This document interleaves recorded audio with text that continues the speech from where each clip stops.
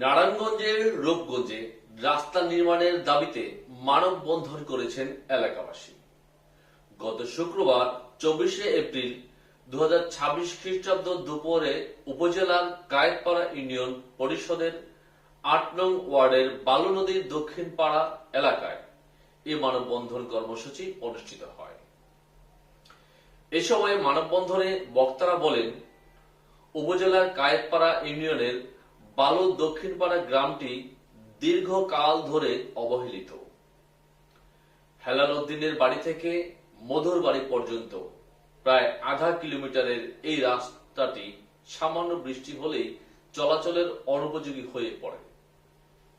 রাস্তাটি ঠিক না থাকায় গ্রামে কোনো রিক্সা বা জরুরি সেবার অ্যাম্বুলেন্স ঢুকতে পারে না। ফলে প্রসূতি মা ও শিশু মুমূর্ষু রোগীদের হাসপাতালে নিতে অবর্ণনীয় কষ্ট পোহাতে হয়। বর্ষার মৌসুমে হাঁটু সমান কাদা মারিয়ে স্কুল কলেজের শিক্ষার্থীদের স্কুলে যেতে হয়। অনেক সময় জামা কাপড় নষ্ট হয়ে যাওয়ায় তারা শিক্ষা প্রতিষ্ঠানে যেতে পারে না। তাছাড়া সড়কটি কাঁচা ও ভাঙাচোরা হওয়ায় কৃষি পণ্য পরিবহনেও কৃষকদের গুনতে হচ্ছে দ্বিগুণ খরচ। গত 7 মাস আগে রাস্তা নির্মাণের কাজ শুরু হলেও আলোর মুখ দেখেনি এই সড়কটি। মানববন্ধনে বক্তারা আরো বলেন, নির্বাচনের সময় জনপ্রতিনিধিরা রাস্তাটি করে দেওয়ার প্রতিশ্রুতি দিলেও নির্বাচনের পর কেউ আর খোঁজ নেন না।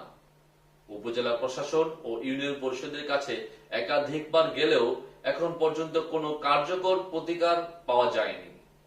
মানববন্ধনে বক্তারা হুঁশিয়ারি দিয়ে বলেন, যদি দ্রুত সময়ের মধ্যে রাস্তাটি নির্মাণের কাজ শুরু করার কোনো দৃশ্যমান পদক্ষেপ না নেওয়া হয় তবে আগামীতে তারা উপজেলা পরিষদ ঘেরাও সহ আরো কঠোর কর্মসূচি পালন করবেন।